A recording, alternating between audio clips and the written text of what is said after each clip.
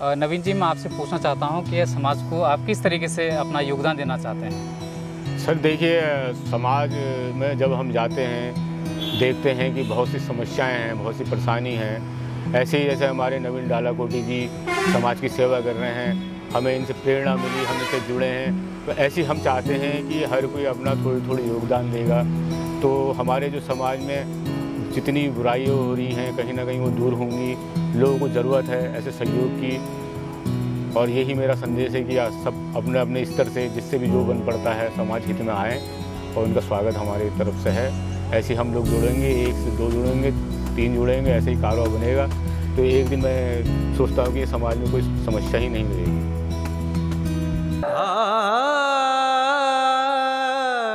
सुनो, आपने क्रिसमस पे सेंटा क्लॉज को उपहार देने की बात तो सुनी होगी, लेकिन क्या आपने ये भी सुना है कि एक ऐसा व्यक्ति कुमाऊं में है, हल्द्वानी में है, जो गरीब मोहताज लोगों की मदद करता है, बीमारियों को इलाज करवाता है, भूखे लोगों को भोजन कराता है, और जानकर आपको हैरानी होगी कि वो काम करते क्या हैं। जी हाँ, उनके पास एक ऑटो है, वो दिन भर ऑटो चलाते हैं और उससे जो भी कमाई होती है तो उसका लगभग 30% वो अपने समाज सेवा में खर्च करते हैं। है ना बहुत ताज्जुब की बात? तो क्या हम भी इस चीज़ को एडमायर कर सकते हैं, हम भी इस चीज़ को एडॉप्ट कर सकते हैं कि समाज में जो बेसहारा हैं, जो गरीब हैं, मजलूम हैं, ऐसे व्यक्तियों को मदद करें जितना भी संभव हो पे बैक टू सोसाइटी के तहत। और एक वो यूट्यूब चैनल भी चलाते हैं जिसका नाम है नवीन डालाकोटी, और वो उसमें अपने वीडियोज़ अपलोड करते हैं, ज़रूर देखिएगा। दर्शकों, मैं एक समाज सेवी से मिलने आ रहा हूँ। मैं हल्द्वानी गौलापार में हूँ, खेड़ा ग्राम सभा में। आपका स्वागत है। नवीन जी, आपका मेरे धात सुनो चैनल पे हार्दिक स्वागत है। सर बहुत बहुत धन्यवाद कि आप आए हमारे पास। सभी लोगों से हमारी विनती है, सर भी हमारा एक बहुत नेक काम करते हैं। धात इनका यूट्यूब चैनल है, आप लोग सभी हमारे सर को देखें, एक समाज को ये भी अच्छी सलाह दे रहे हैं। बिल्कुल बिल्कुल। अच्छा, मैं आपसे ये जानना चाहता था कि आप किस तरीके से लोगों को मदद कर रहे हैं समाज में?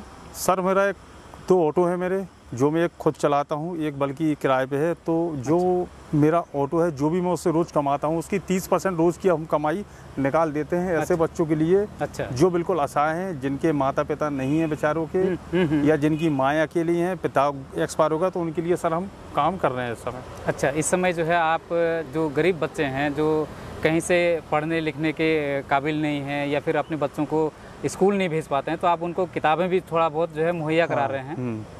उसमें सर किताबें हम लोग मुहैया कराते हैं। जैसे बहुत से बच्चे बेचारे जो बाहर से हैं, यूपी से हैं, उनके कागज़ यहाँ के नहीं हैं, अच्छा, उनकी भी हेल्प करते हैं। यानी उनका एडमिशन करवाना, उनको आखिरी मंजिल तक सही दिशा दिखा के तभी हम उनको छोड़ते हैं, जब हम लोग अपना काम फाइनली कर लेते। अच्छा, ये एक सर समाज को एक संदेश हम पहुंचाते हैं अपने माध्यम से कि सबको थोड़ा थोड़ा काम करना चाहिए। अच्छा, इसके अलावा आप गरीब लोगों में क्या मदद कर रहे हैं, किस तरीके से? गरीबों के लिए सर हमारा थोड़ा ये होता है कि स्वास्थ्य में हम लोग काम करते हैं। बहुत सी महिलाओं के सर हमने ऑपरेशन करवाए हैं भगवान की दुआ से, उनके लिए भी हम काम करते हैं। उनके लिए भी दौड़ा भागी में करना पड़ती है, जैसे किसी को ऑपरेशन करवाना, या किसी बच्चे को, अभी बीच में किसी बच्चे को कैंसर था, उसको भी दिखवाया मैंने। एक महिला थी, उसको भी कैंसर की शिकायत थी। तो ऐसे बहुत से हम लोग काम कर रहे हैं, और सब लोग कर सकते हैं काम अगर मिल के हम चाहें तो। अच्छा, डालाकोटी जी के बारे में मैं एक चीज़ बता दूं कि आप जो है एक यूट्यूब चैनल भी चलाते हैं, जो भी नेक कार्य ये करते हैं उसको अपने वीडियोज़ को बना करके अपने चैनल में अपलोड करते हैं, जिसका नाम है नवीन डालाकोटी व्लॉग। तो आप उसको भी ज़रूर देखिएगा, उसमें आपको महसूस होगा कि वो वास्तव में कितने नेक काम कर रहे हैं। अपनी इनकम का 30%, जिस तरीके से बड़े लोग जो अच्छी कमाई वाले लोग होते हैं वो इनकम टैक्स डिपार्टमेंट को दे देते हैं, लेकिन ये सीधे ऐसे निर्धन वर्ग के लिए या फिर जो गरीब हैं, असहाय हैं, उन लोगों के लिए खर्च कर देते हैं। तो नवीन जी, मैं आपसे ये पूछना चाहूँगा कि आपको मदद कौन कौन लोग करते हैं, कहाँ से आपको मदद आती है? सर मदद तो मेरा ये है कि मदद मैं खुद ही करता हूँ। जैसे कुछ लोग हैं हमारे साथ में, जैसे जुड़े हैं, कभी किसी ने थोड़ी हेल्प कर दी, वरना ज़्यादातर तो आपको पता ही ठहरा कि ऐसे कामों में हम किसी ज़्यादा कह भी नहीं सकते। लोग आगे एकदम आते भी नहीं है, ऐसे कामों को खुद ही करना पड़ता मुझे, ज़्यादा से ज़्यादा काम। बिल्कुल, ये है। अच्छा, तो आप समय कब निकालते हैं? जैसे आपने कहा कि मैं एक ऑटो खुद चलाता हूं, तो उसके दौरान जो है आपके जाहिर है कि समय की कमी रहती होगी, तो आप समय कब निकालते हैं? समय सर ऐसा होता हमारा कि शाम को भी कभी निकालना पड़ता है, या कभी किसी की इमरजेंसी आ गई तो फिर हम ऑटो भी खड़ा करना पड़ता, सब चीज़ सर देखना पड़ता मैं समाज के लिए, क्योंकि हम वीडियो बनाने का हमारा मकसद क्या होता है, एक संदेश पहुंचाना समाज को सही, कि आप ऐसे वीडियोस को देखो, आगे बढ़ाओ और लोगों की और लोग मदद कर सकें ताकि। तो जैसे आप इस काम को कर रहे हैं, तो शुरुआत आपके मन में कब आया कि आपको समाज की मदद के लिए आगे आना चाहिए? शुरुआत सर मेरे सबसे बड़ा जीवन का सबसे बड़ा टर्न लाइफ में पड़ा मेरा कि कोरोना काल जैसे ही आया, उस समय मैंने बहुत से केस ऐसे देखे कि लोगों ने अपनों ने अपने को कंधा नहीं दिया। बिल्कुल बिल्कुल। ऐसे भी हमने 2-3 कार्य ऐसे करे हैं, क्रियाशाला तक उनको पहुंचाया है, अंतिम संस्कार भी करवाया है हमने उनका। बल्कि एक आमला चौकी की एक गरीब फैमिली थी, बहुत गरीब थी वो फैमिली, यानी उसके पिताजी के पास जब उसने पे करा सुशीला तिवारी का, तो उसके पिता के पास कफन के पैसे नहीं बचे थे लास्ट में तक, ये कंडीशन थी उसकी, इतनी खराब कंडीशन। रिश्तेदार भी थे, उनने भी उनका सपोर्ट नहीं करा, तो हमने सर उनके लिए पूरा उनका जो भी पैसे से मुहैया करवाया हमने थोड़े, और उनको घाट तक ले गए, अंतिम संस्कार बच्ची करवाया, जो भी था उसने जहर खाया, जो कुछ भी था, कमेंट्स हमने करे पर मदद किसी ने नहीं करी उनकी। अच्छा, तो समाज से जो ठीक ठाक घरों से लोग हैं, जो जिनकी आमदनी सही है, जो मदद कर सकते हैं, तो उनको आप क्या संदेश देना चाहते हैं? संदेश में सर उनसे ये कहना चाहता हूँ कि अपने अपने जिसका जो बनता है थोड़ा थोड़ा सपोर्ट सबका करें।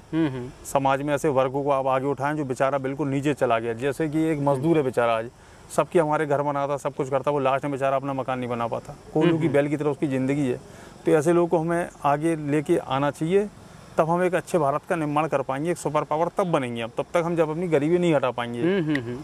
जैसा कि आपने अपने कार्यालय भी बना रखा है यहाँ पे गौलापार में, खेड़ा में आपने अपना एक ऑफिस बना रखा है, उसमें बाहर से एक शानदार सा बोर्ड लगा रखा है, उसमें लिखा हुआ है कि सबका साथ सबका विकास।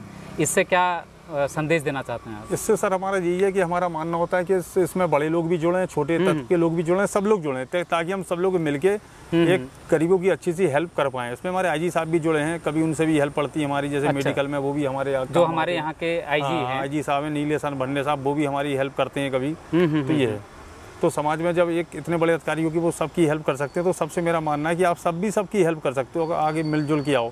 हमारा क्या होता है कि सर के कभी कभी फाइनेंस से कमजोरी हो जाती है या पैसे की अभाव से दिक्कत हो जाती है थोड़ी, तो काफ़ी जाने बेचारी हम भी नहीं बचा पाते ऐसी। अगर सब मिलके ऐसा काम करते हैं, आप सब मेरा साथ देते हैं, तो हम सबको एक नई ज़िंदगी दे सकते हैं ऐसे बच्चों को जो बिल्कुल असहाय हैं। बिल्कुल बिल्कुल बिल्कुल। मैं अपने चैनल के दर्शकों को भी, या फिर जहाँ जहाँ तक हमारी ये बात पहुँचेगी, इस इंटरव्यू के अंश जहाँ तक जाएंगे, मैं उन सभी से आग्रह करना चाहता हूँ कि आप एक मन में एक सोच रखिएगा। सोच अच्छी होगी तो समाज बदलेगा। निश्चित रूप से डालाकोटी जी जैसे लोग समाज में बहुत कम पाए जाते हैं, जिनके पास देने को बहुत कुछ है। अगर वो थोड़ा कुछ भी अगर दे पाते हैं समाज के लिए, तो निश्चित रूप से हमारे समाज में बदलाव होगा, और जो गरीबी रेखा से नीचे जीवन यापन कर रहे हैं वो भी एक सम्मान की ज़िंदगी जी पाएंगे। और यही काम डालाकोटी जी विगत कोरोना काल से ही कर रहे हैं, जिस समय कि लोग अपने जान बचाने के लिए अपने घरों में दुबके हुए थे या फिर दर दर की ठोकरें खा रहे थे।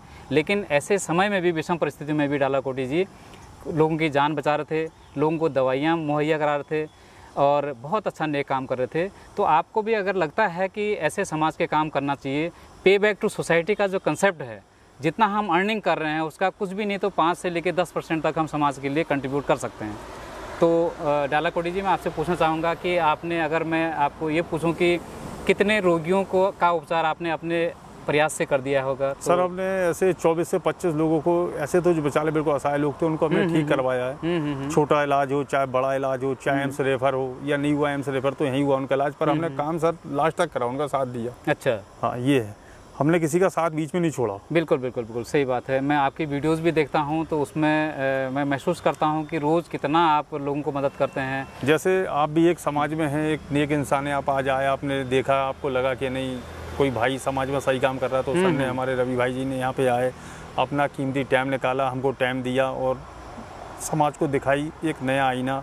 तो इनके माध्यम से भी हम आगे बढ़ेंगे, तो इनका बहुत बहुत धन्यवाद देना चाहता हूँ मैं दिल से। और ऐसे लोगों से और विनती है मेरी कि आएँ, हमारे साथ जुड़ें और मिलकर हम लोग काम करें। आपने क्या बदलाव महसूस किया कि जब से आप इस काम को कर रहे हैं, युवा पीढ़ी आपको कितना कनेक्ट कर पा रही है, आपके साथ कितना जुड़ रही है? सर युवाओं से तो मेरा आज भी रिक्वेस्ट है, उनसे हाथ जोड़ के मेरी विनती आज भी होती है कि समाज को जो संदेश हम देना चाहते हैं वो आप भी दे सकते हैं अपने माध्यम से। नशा से दूर रहें, मैं तो यही कहूँगा, गलत चीज़ों से आप दूर रहें, एक अच्छे भारत का तब निर्माण होगा, क्योंकि युवाओं की संख्या भारत में बहुत है। अगर वो सही दिशा पकड़ें, सही दिशा में चलें, तो कोई दिक्कत ही किसी को नहीं होगी। सबसे मेन शक्ति है युवा, बिल्कुल शक्ति। तो ये युवाओं से हमारी विनती है कि आप अच्छे कामों में जुड़ो, सहयोग करो सबका, और मिलजुल के हम सब काम करें। बिल्कुल, बहुत अच्छा एक संदेश आप यहाँ पर देते हैं कि युवाओं को नशे की तरफ नहीं जाना चाहिए। वास्तव में हम भी यही अपील करते हैं कि आप नशा मुक्त भारत बनाएं और एक ऐसे चरित्रवान युवाओं का एक भारत बनाएं, क्योंकि हमारा देश बहुत युवा देश है और यहाँ पर संभावनाएं बहुत हैं। यहाँ का पहाड़ का पानी और पहाड़ की जवानी में ताकत है और ये व्यर्थ नहीं जानी चाहिए।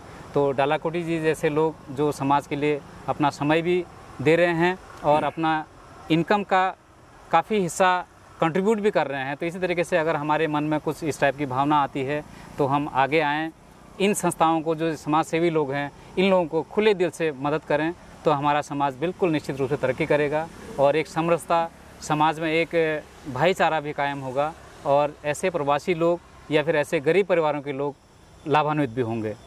डालाकोटी जी, आप हमारे चैनल पर आए, आपने काफ़ी अच्छी अच्छी बातें करी और मैं तो सभी से फिर से आग्रह करूंगा कि जो समर्थवान हैं, जो दे सकते हैं, जो कंट्रीब्यूट कर सकते हैं, तो हम अपने एक अच्छे भारत का निर्माण कर सकते हैं और देश से गरीबी और लाचारी को हम मिटा सकते हैं। सबसे बड़ा दान शिक्षा का दान है। शिक्षा के लिए भी आप वहाँ पे बच्चों को किताबें बांटते हैं, तो कुछ ऐसी संस्थाएं जो भी आगे आना चाहते हैं, ऐसे जगहों पे कुछ ऐसी क्लासेज भी शुरू की जा सकती हैं जो स्कूल पढ़ाने का काम करें। वो नहीं तो निरक्षर रहेंगे तो फिर उनकी पीढ़ियाँ भी आगे को उसी काम को करेंगी।